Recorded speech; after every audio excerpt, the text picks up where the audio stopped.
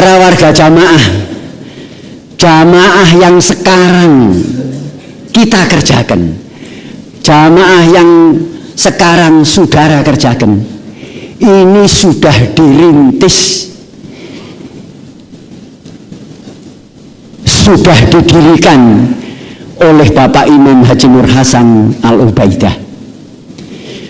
Beliau mondok di Mekah Madinah selama 10 tahun, teori praktek mengaji Quran hadis yang mangkul, musnad, muttasil.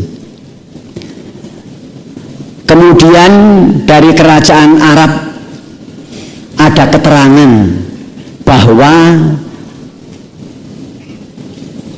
kerajaan Arab memberitahu kepada semua rakyatnya dan para ajnabi. Ajnabi itu orang luar yang bertempat di Saudi Arabia. Diberi keterangan bahwa akan ada perang dunia kedua. Diumumkan barang siapa orang ajnabi yang ingin bertempat di Mekah dan Madinah nanti akan diberi tabaiyah. Tabaiyah kalau bahasa sini KTP. Kalau mau pulang disilahkan, dibiayai oleh kerajaan Saudi. Nah, pada waktu itu Bapak Haji Nur Hasan Al-Ubaidah dengan Bapak Haji Nur Asnawi petung-petung, ya kita pulang saja untuk amar ma'ruf kepada ahli famili kita agar bisa menetapi agama yang benar, menetapi Quran hadis jamaah. Tahun 1940 Bapak Haji Nur Hasan Al-Ubaidah dengan Pak Nur Asnawi pulang dari Mekah datang ke tanah Jawa. Sesampainya di tanah Jawa, ternyata di tanah Jawa belum ada jamaah. Pada waktu itu kita di Indonesia dijajah oleh Belanda. Tahun 1940 Bapak Haji Nur Hasan mencari kawan-kawan mondoknya di waktu dulu. Dicari kawan mondoknya, guru-gurunya dicari, di Pondok Semelo dicari, di Pondok Tebuireng dicari, di Pondok Batu Ampar dicari, di Pondok Termas Pacitan dicari, di Pondok Kebarongan Banyumas dicari, di Pondok Kaliwungu dicari. Semua dijelaskan dan diajak mengetahui agama Islam yang benar, caranya berjamaah. Dari beberapa kawan dan guru, mereka menjawab, "Ji, sing mbok gawa kuwi bener, tapi aku ora kuat." Bahasa Jawa, bahasa Indonesianya, "Pak Haji, yang kamu terangkan itu benar, tapi saya tidak kuat untuk menjalankan seperti itu." Itu yang sebagian. Yang sebagian lagi bilang, "Ji, saya membenarkan ajakan kamu, tapi saya tidak berani." Jawabnya hanya dua itu. Setelah selama 1 tahun, orang Jawa bilang setahun berdapat.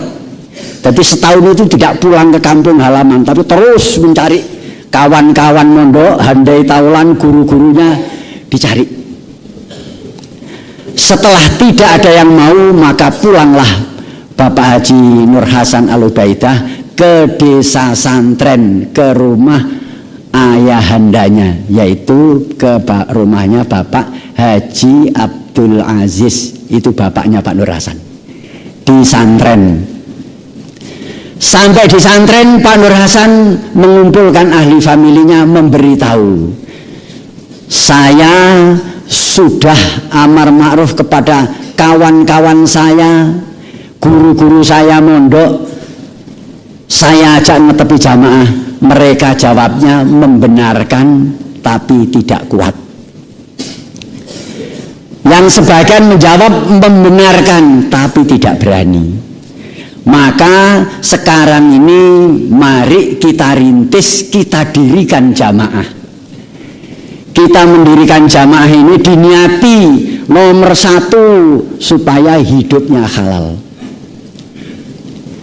Dalilnya la yakhillu li salasatin yakununa bi falatin minal ard illa amaru alaihim akhadahum. Tidak halal bagi 3 orang yang berada di muka bumi, baru dikatakan halal kalau salah satunya diangkat menjadi amir. Yang kedua, supaya ditolong oleh Allah. Allah berfirman, innalladzina yubayyi'unaka innama yubayyi'unallah yadullahi fawqa aydihim. Sesungguhnya orang-orang yang berbaiat kepada kamu Muhammad itu hakikinya adalah berbaiat kepada Allah. Yadullahi fawqa aydihim. Setelah mereka berbaiat, kekuatan Allah, pertolongan Allah di atas mereka. Kemudian yang ketiga diterangkan oleh Pak Nur Hasan pada waktu itu, sewaktu-waktu mati agar kita bisa masuk surga. Man aroda buhbuhatal jannati fal yalzamil jamaah. Lah itu. Nah, setelah demikian para warga jamaah, maka di surau ayahandanya Pak Nur Hasan, yaitu di desa Santren, di suraunya Pak Abdul Aziz, mungkin itu fotonya. Nah, sekarang masih ada itu. Disitulah Bapak Haji Nur Hasan dibaiat oleh Bapak Haji Nur Asnawi. Pak Nur Hasan dibaiat, diangkat oleh Pak Nur Asnawi menjadi amirnya. Yang kedua, Pak Nur Hasan dibaiat, diangkat menjadi amir oleh Pak Bahran.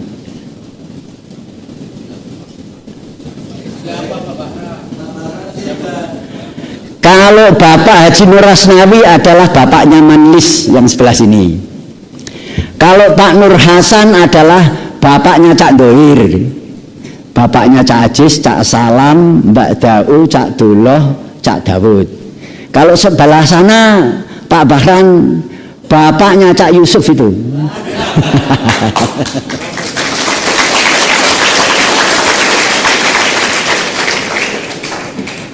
Pak Bahran itu bapak saya.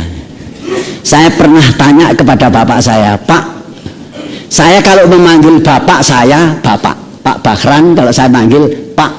Tapi kalau saya manggil Pak Nur Hasan Abah, dari dulu memang begitu. Saya tanya kepada bapak saya pada waktu setelah selesai baiat di Gading itu, Pak, jenengan tasik kelingan nalika baiat ten kene santren, ya kelingan. Lan nalika niku nasihate Abah terus pundi? Dadi dijak ngedekno jamaah ki nomor 1 diniati supaya uripe halal, nomor 2 ben ditulung karo Gusti Allah, nomor 3 sak wayah-wayah mati ben mlebu swarga, selamat jangan neraka. Itu inget. Nah, para warga jamaah, setelah itu 3 orang amar ma'ruf zaman penjajahan Belanda, kawannya, handai taulannya, terus diamar ma'rufi. Nah, pada waktu penjajahan Jepang tahun 1943, penginsafnya tambah 4. 1 Pak Sanusi, Lurah Bangi. Yang kedua Pak Haji Rifai, panggilan akrabnya Man Baet. Yang ketiga Bu Al Suntikah. Yang keempat Ibu Khotimah.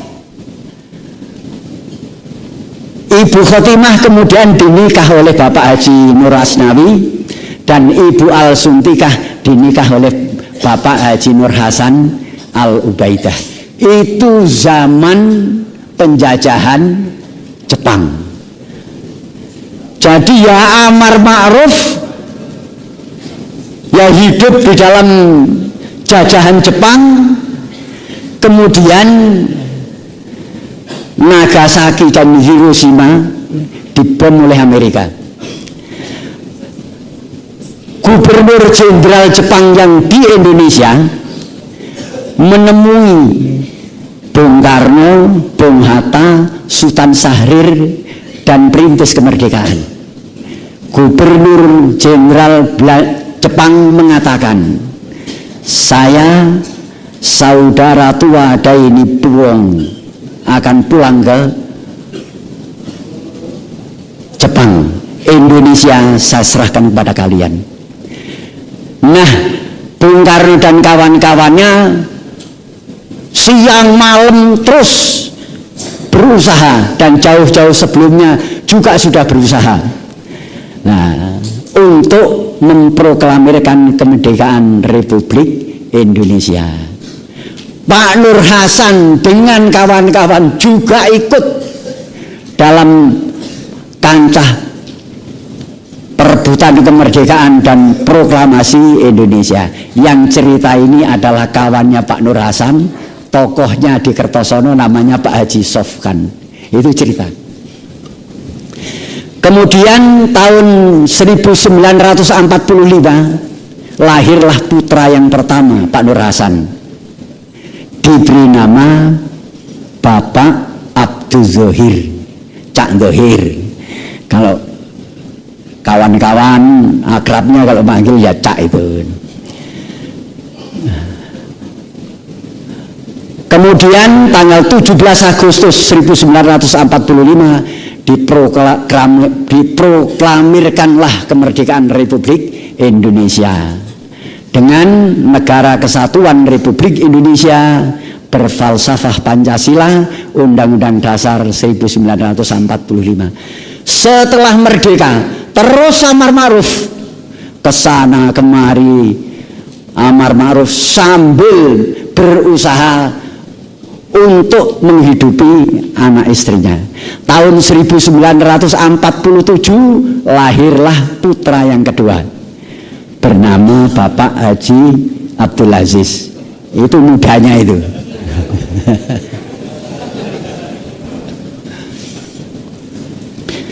Amar ma'ruf terus berjalan. Kemudian Pak Nur Hasan membuat rumah di kaki Gunung Rimbi, di hutan Alasem Rimbi, membuat rumah di sana. Kemudian semua diboyong ke rumah itu.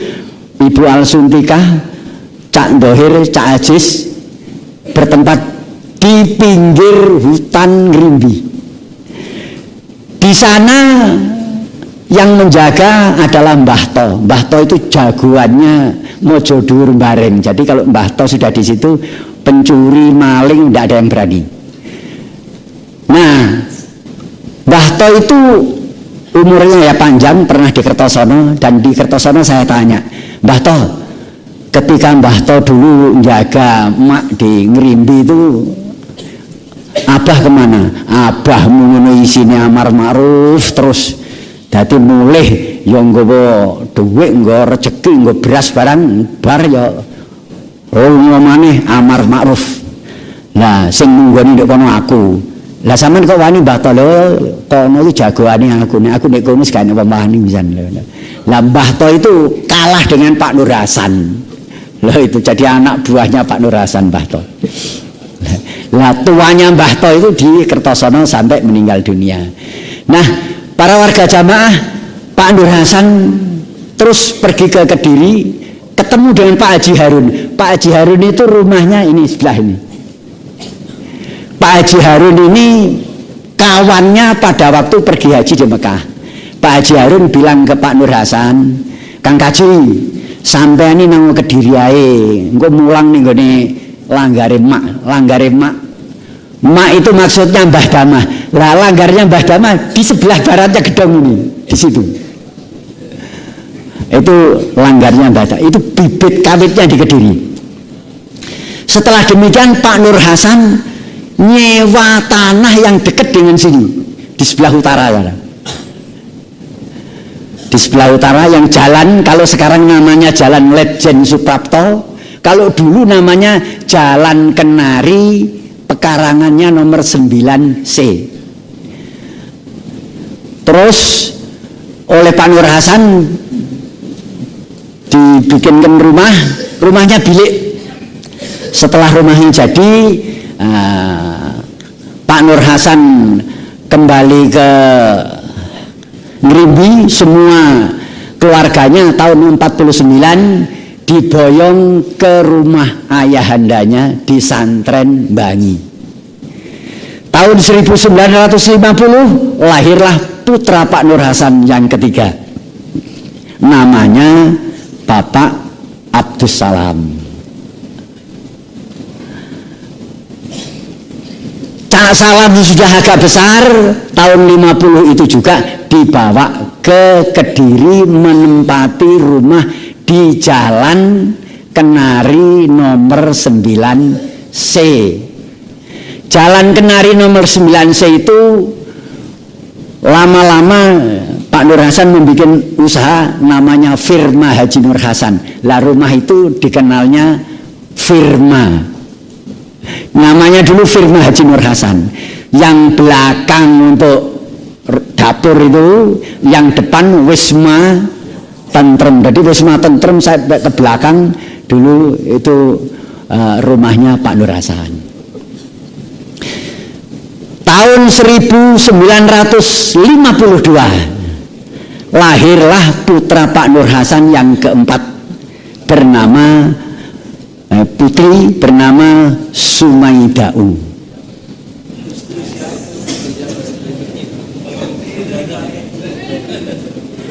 Sumaidau ini adalah adiknya Cak Salam.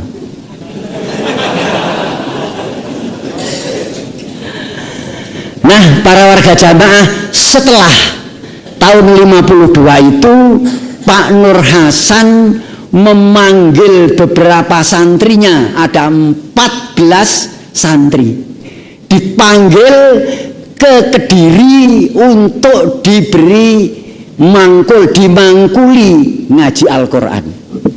14 orang pertama kali mengaji Al-Quran yang dimangkulkan kepada santri-santrinya di Kediri ini.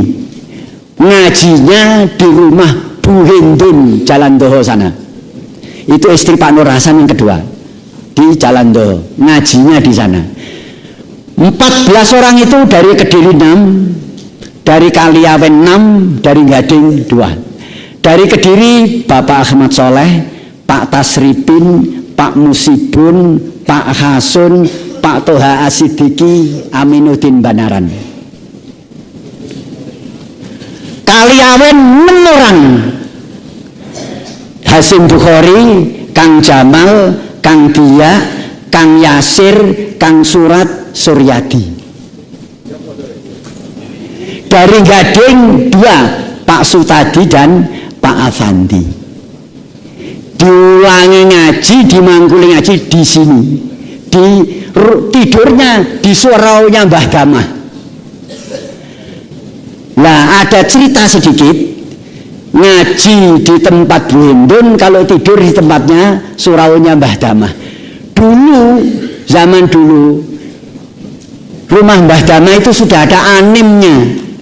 Anim itu dot yang listrik itu loh. Dulu namanya anim. Lah orang desa tidak bisa tidur kalau tidak gelap, maka sapu tangannya itu untuk mengikat lampu dop itu. Setelah diikat, malam tidur, setelah bangun sholat subuh, sapu tangannya dilepas,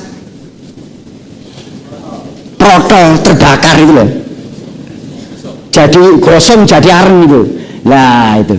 Nah, para warga jamaah, 14 orang ini sudah meninggal dunia semua. Ada satu, kecuali satu, Pak Suryadi. Mbah Sur ada enggak di sini? Nah, amal soleh Mbah Sur.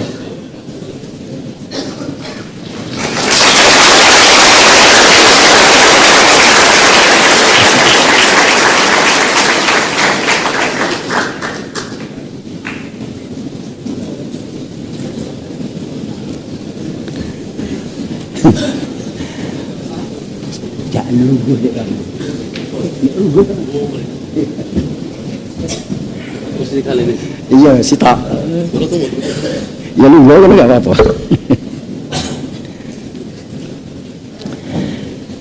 Ini termasuk 14 orang yang diberi kemangkulan oleh Pak Nur Hasan yang pertama. di Indonesia. Moga-moga Allah paring barokah.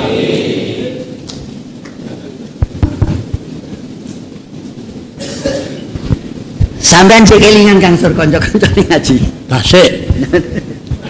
Sopo ae? Dari Gading Kang Supaji. Nomor 2 Kang Pandi Carik, wakil 4. Nomor dari Kaliawen Hasim Bukhari. Nomor 2 Yasir. Nomor 3 Jamal. Nomor 4 Badia. Nomor 5 Surat. Nomor 6 saya. Nah, dari Kediri Mat Soleh wakil 4, wakil Amir Petana. Nomor 2 Tasripin. Nomor 3 Tan Maksum. Nomor 4 Pak Musibun. Nomor 5 Tuha Santren. Nomor 6 Aminuddin Banaran. Ngajine ten pundi? Tanggane Buwindun Jalan Dawa ngarepe stasiun. Lah sing Hasim Bukhari kali kula padha. nggih, ken malih nggih. Nggih.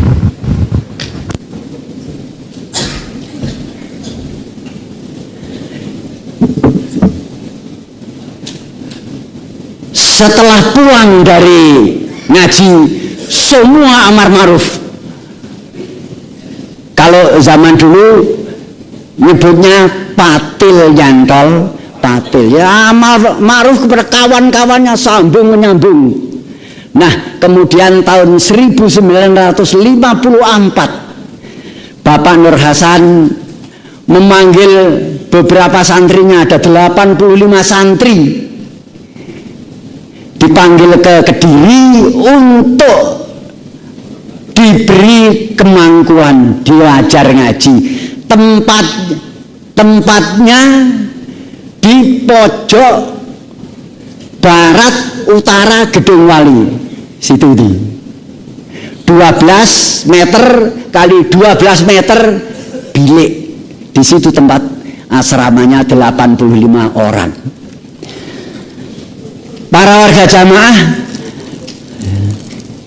ini cerita di Kertosono. Saya lagi amal soleh di sana dan dengan kawan-kawan juga ngurusi yang amal soleh. Ma'al memberitahu ke saya, kalau memberitahu begini, sob buyen tahun 54 abahmu nglumpukne wong enek wong 85 suwene saulan asrama sing ngene abahmu. Lah abahmu ngomong karo aku, "Nduk, dinarmu mas-masamu dolen. Engko tak ijoli." Itu Bu Al cerita ke saya di Pondok Kertosono tahun 67. Jadi ceritanya begini, sob, dulu tahun 54 abahmu memanggil orang-orang yang sudah mau ngaji, kira-kira 85 orang, kemudian semua dibiayai oleh abahmu. Nah, abahmu bilang kepada saya, jadi Pak Nur Hasan kalau memanggil Bu Al Suntikah, panggilan akrabnya itu Nduk. Nduk, dinarmu masmu jualan untuk memberi makan ini orang 85 yang asrama. Besok saya ganti.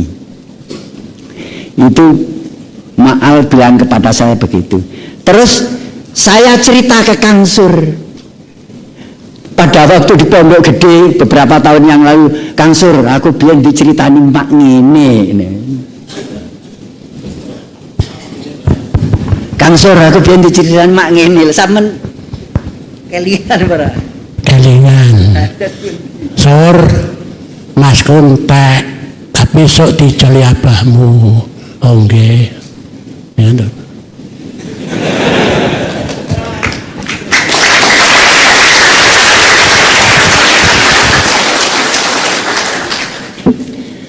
tahun 1954. Kemudian 85 orang amar ma'ruf. Dulu itu kalau amar ma'ruf kendel dah. Berani ya kendel. Ya pokoknya kendel lah, tidak ada yang ditakuti kalau amar ma'ruf itu. Ngerokok yang ngerokok bener gitu loh. Nah, tahun 1956 lahirlah putra Bapak Haji Nur Hasan Al-Ubaidah yang kelima, bernama Muhammad Dawud. Tahun itu juga Bapak Haji Nur Hasan menyewa masjid di Surabaya. Alamatnya Masjid Dipo di Surabaya. Yang disewa yang atas, jadi panggung yang di atas yang disewa. Di sana yang mengaji 150 orang. Nah, pada waktu ngaji di sana sudah digegeri orang. Tetangga kanan kiri pada pukul-pukul, nyanyi-nyanyi di bawah. Terus ada muridnya satu bilang ke Pak Nur Hasan, Pak Haji, kula izin, kula aruh-aruhane sinten ngadap niki, rame soalnya. Bahasa Indonesianya, Pak Haji izin, saya akan turun memberitahu orang yang di bawah ribut-ribut itu supaya diem. Jawabnya Pak Nur Hasan, ojo.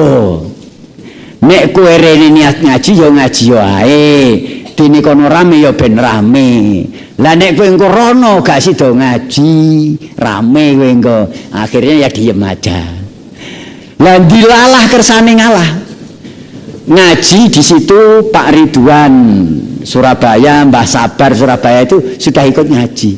Kebetulan Allah memberi hidayah kepada Pak Haji Jarkasi Tambak Oso Surabaya.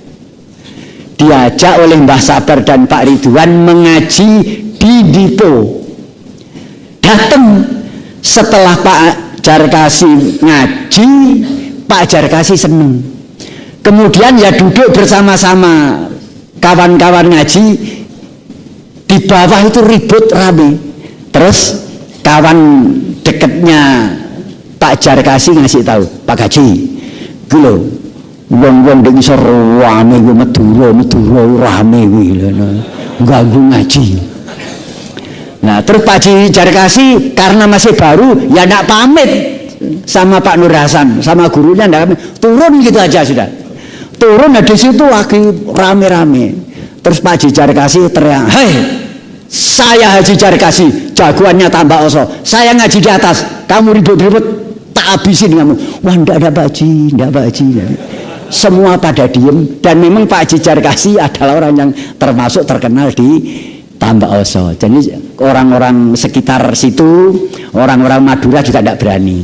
Setelah Pak Haji Jarkasi ngaji dan memberitahu pada orang-orang pengajiannya tenang, tidak ada yang ganggu, Pak Haji Jarkasi ngaji terus. Kira-kira kurang beberapa hari selesai ngaji di Dipo, Pak Suryadi datang ke Surabaya ketemu Pak Nur Hasan. Nyopo wele. Sor nyango kaliawen. Wong-wong dijak asrama neng kono ya. Kowe mulya. Nggih. Betul, saya ajak mau dibikin terop. Dulu jadi terop gitu. Gone Pak Guru Kasidi. Tambah orang 350.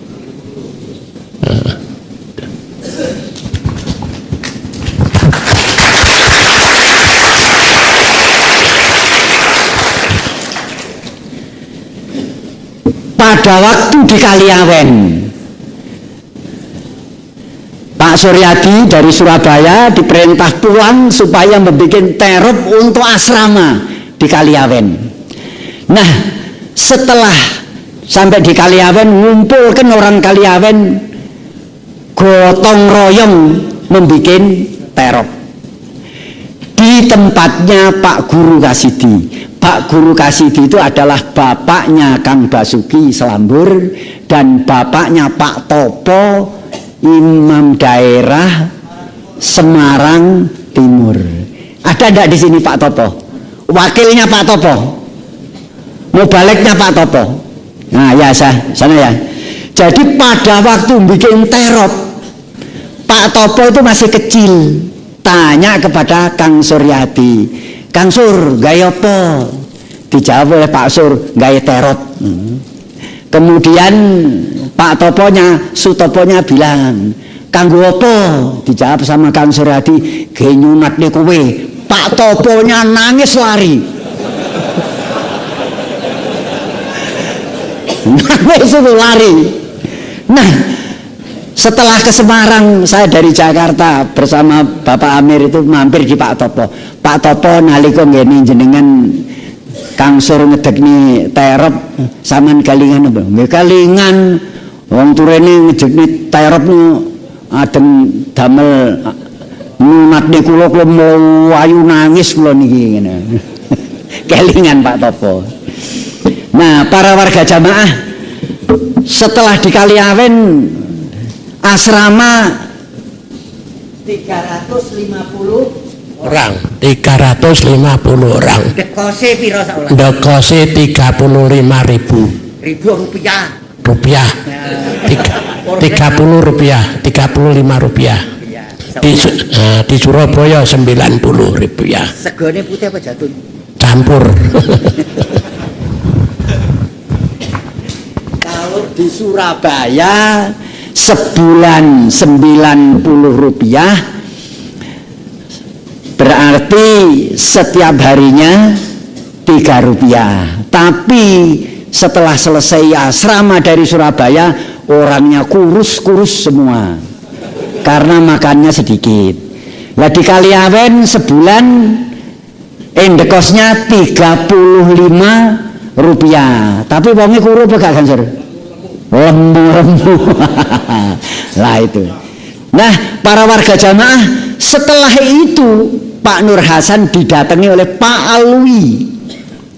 Pak Alwi tokohnya PSI Kediri sini, datang ke Pak Nur Hasan cerita, Pak Haji niki sing derek ngaji pun kata dos pundi nek ndamel yayasan. Jadi bahasa Indonesia, Pak Haji ini yang ikut ngaji sudah mulai banyak, bagaimana kalau membuat yayasan? Pak Nur Hasan langgih. Nah terus Pak Alwi bertanya, dulu Pak Nur Hasan pada waktu di Mekah itu sekolahnya di mana? Pak Nur Hasan jawab, wonten madrasah Darul Hadis. Nah Pak Alwi, terus Pak Alwi menjawab, bagaimana kalau yayasan ini dinamakan Yayasan Madrasah Darul Hadis? Terus Pak Nur Hasan langgih. Nah sejak itu para warga jamaah dibikinkah yayasan namanya Madrasah Darul Hadis. Setelah selesainya asrama di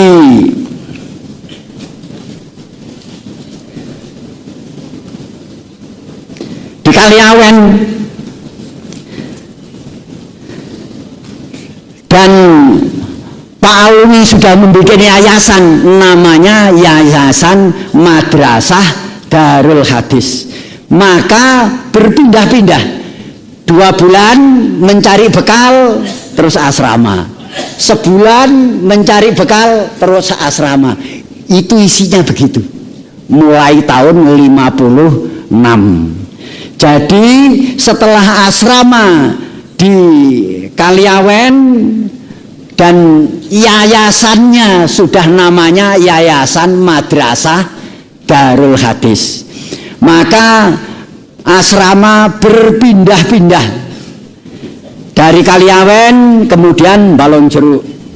Selang sebulan asrama di Sukotirto, selang 2 bulan asrama di Ngares, selang 2 bulan asrama di Sidomulyo. Sidomulyo itu selatannya Pare itu. Kemudian asrama di Kedung Maling, timurnya Berangkal, tawuran sana. Belum sampai ngaji, baru mulai ngaji sudah tawuran sudah. Nah, jadi ya tawuran ya bubar sudah. Kemudian Berangkal, kemudian asrama di Gemuling, Jember, asrama di Murisan, Solo, asrama di Gemurung, Sidoarjo, asrama di Kedung Banteng, Sragen, asrama di Kalidawir, Tulungagung, asrama di Ngambek, Lamongan, tawuran jam 8 sampai jam 11 malam. Tawuran itu. Jadi pada waktu ngaji, Pak Nur Hasan ngaji Al-Quran itu, yang ngaji begini nih, mulai tawur, terus dilempar pisau. Terus Pak Nur Hasan yang ngaji begini nih, terus ditampar di Al-Quran. Terus pisaunya jatuh ke sebelah kanannya Pak Nur Hasan, mancep di kepalanya Pak Kaji Basuni. Terus Pak Nur Hasan dilihat berdarah, terus pisaunya dicabut, Pak Nur Hasan masuk rumah, bersembunyi di daun pintu, baliknya daun pintu. Orang-orang nyari semalam tidak ketemu. Katanya orang-orang, Pak Jenggot ngilang, punya aji penglimunan katanya lah itu.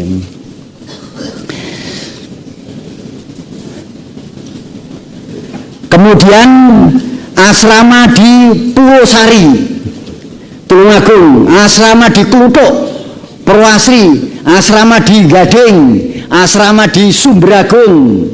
Terus kembali lagi ke Gading tahun 59, di sana yang insaf Bapak B.I. Prawironoto, Lurah Gading. Nah, Pak Lurah Gading, nah itu orangnya, gambarnya. Nah, Pak Lurah Gading bilang kepada Pak Nur Hasan, "Ji, wis ora usah kloyongan rono-rono nek ngaji, nek kene ae tak tanggung." Di Pak Ji Nur Hasan kalau ngaji sudah tidak usah pindah-pindah, di sini saja di Gading tak tanggung. Itu yang bilang Mbah Lurah B.I. Prawironoto. Tahun 59. Kemudian ngaji ya terus di Gading, sebulan mencari rezeki, sebulan di ngaji, sebulan cari rezeki, sebulan ngaji lagi. Tahun 1960 lahirlah putra Pak Nur Hasan yang nomor 6, namanya Abdullah Syakar. Nah itu tahun 60, tanggal 10 Agustus 1960 mulailah asrama di Desa Gading, asrama Hadis Bukhari juz 4 bab keamiran. Diterangkan sejelas-jelasnya, orang tidak jamaah mati masuk neraka, orang tidak punya amir hidupnya tidak halal, orang tidak baiat jahiliyah, orang tidak jamaah masuk neraka. Jadi yang menerangkan, diterangkan sejelas-jelasnya oleh Pak Nur Hasan. Santrinya pada waktu itu banyak yang menangis. Menangisnya, lah iya, ada begini kok saya nggak tahu, nangis ya. Ada lagi yang nangisnya seneng, nangis, alhamdulillah aku ijik petuk dalani nang swarga. Nah, pada waktu itu Pak Nur Hasan juga menerangkan bab keamiran. Para sedulur, silahkan sampean milih sing dipilih dadi amir, silahkan. Mbah Kayat nggih kenging. Mbah Kayat itu saudaranya Pak Aminuddin yang pertama tahun 52 ikut ngaji di sini. Cuma Mbah Kayat itu orangnya rembes. Rembes itu apa ya? Rembes ini banyak keteknya itu loh. Matanya banyak keteknya, ya juga ngerip-ngerip. Amal solehnya itu membersihkan masjid di Gading. Akhirnya orang banyak mengangkat Pak Nur Hasan. Jadi kurang lebih ada 500 orang, 500 lebih. Nah, pada tanggal 18 Agustus 1960 para peserta asrama berbaiat kepada Bapak Imam Haji Nur Hasan Al-Ubaidah. Nah, pada waktu baiat di Gading oleh Pak Afandi itu dikasih, kalau tandanya sudah baiat, kertasnya, kertas damen kayak segini nih, seperti yang ada di foto itu, tulisannya La ilaha illallah Muhammadur Rasulullah. Di sini salaman, sami'na wa ata'na mastata'na, terus ke arah keluar ke arah barat, di sana ada Pak Afandi dan kawannya lagi satu, diberi titir ini, tulisannya La ilaha illallah Muhammadur Rasulullah, terus ditulisin nomornya. Terus pada waktu itu saya tanya kepada Pak Umar Hamdan pada waktu masih hidup, Kang Umar nalika biat ning Gading sampean kelingan apa? Ya kelingan. Nomor piro? Wah lali, apa 79 apa 97. Lah terus saya ditanya oleh Kang Umar, lah sama eling cak, eling nomor piro? 176. Saya nomor 176. Nah, lah itu. Jadi para warga jamaah pada waktu itu di Gading asrama diteruskan sampai tanggal 25 Agustus asrama selesai. Seselesainya asrama, Pak Nur Hasan sudah menjadi kebiasaannya silaturahim. Apalagi sudah baik, pada banyak yang baiat, Pak Nur Hasan silaturahim ke tempat jamaah-jamaah. Setelah silaturahim untuk ngurusi jamaah, Pak Nur Hasan mengangkat wakil amir yang pertama, namanya Bapak Ahmad Soleh. Itu wakilnya Pak Nur Hasan yang pertama. Itu Pak Nur Hasan, gambarnya. Yang satunya Pak Ahmad Soleh, yang masih kurus-kurus begitu dulu. Nah, setelah demikian Pak Nur Hasan terus silaturahim. Nah, dari beberapa yang sudah baiat, maka Pak Nur Hasan mengangkat amir daerah. Ada orang yang tanya kepada saya, Cak, nah bagaimana caranya musyawarah kalau Pak Nur Hasan memilih amir daerah itu? Ya enggak musyawarah, semua itu muridnya Pak Nur Hasan. Ya sak gini ngaji gurunya Pak Nur Hasan, ya Pak Nur Hasan tahu kelas kualitas